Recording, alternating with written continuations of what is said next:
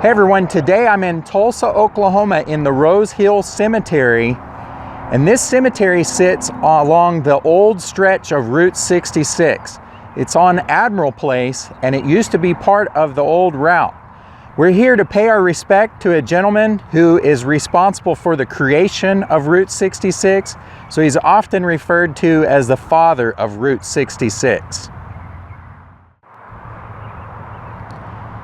As you come into the cemetery and you make an immediate left and travel towards the back of the cemetery, you'll run into this monument right here. And it says Avery on it. Now this is a whole family plot of Averys,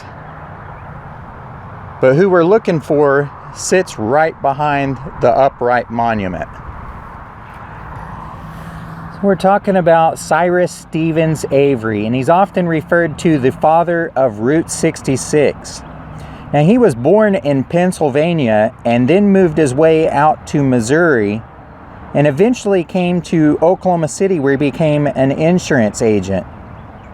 He then moved up into the Tulsa area where he bought a farm, and he got involved in the oil industry. So he had the Cyrus Oil, and he was quite the businessman, and he realized that there needed to be an established road system that would benefit his newly adopted city of Tulsa and the area surrounding it. So he was impressed with what was going on in Missouri with the Good Roads Association, and he decided to become a member of that here in Oklahoma. He became instrumental in establishing a better highway system. In fact, in Oklahoma, he helped establish the gas tax, which funded highways and improved the roads.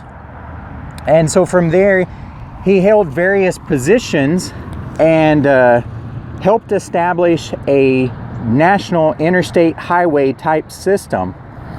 And so Congress wanted a highway that was to run from Virginia Beach to California, all the way across the nation.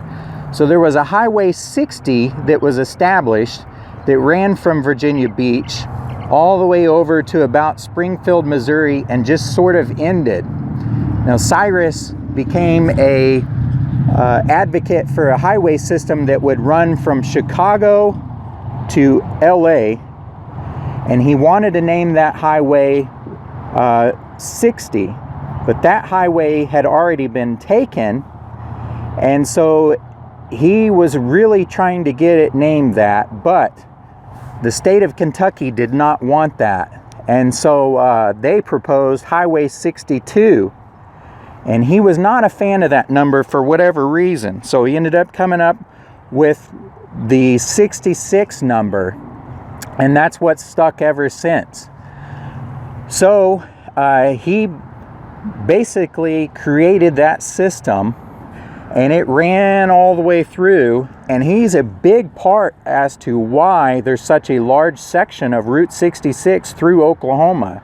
See, originally when they were trying to create that national highway from Virginia Beach to California, it was never going to hit Oklahoma at all.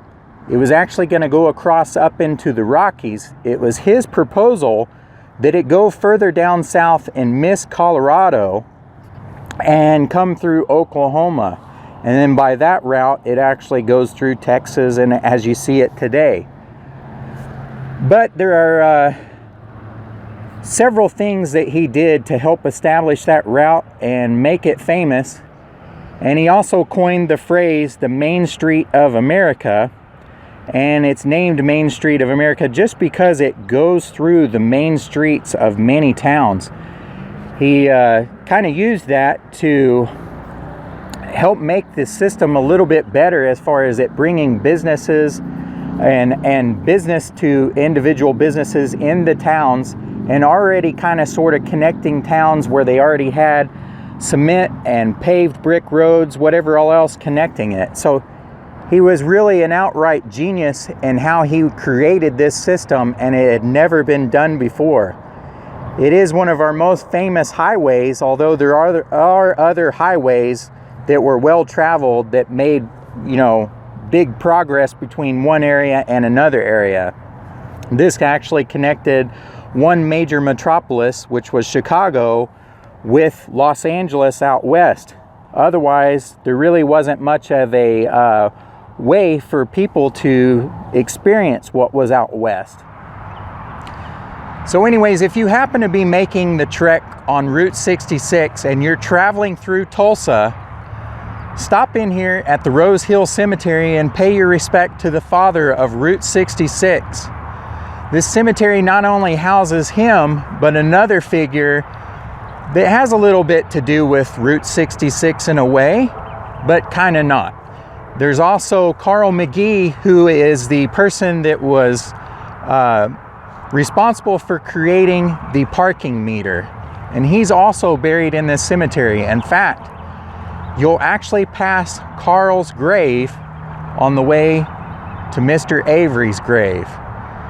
So I'll have a link to that in the description below if you want to see that grave as well. I've made a video on him earlier.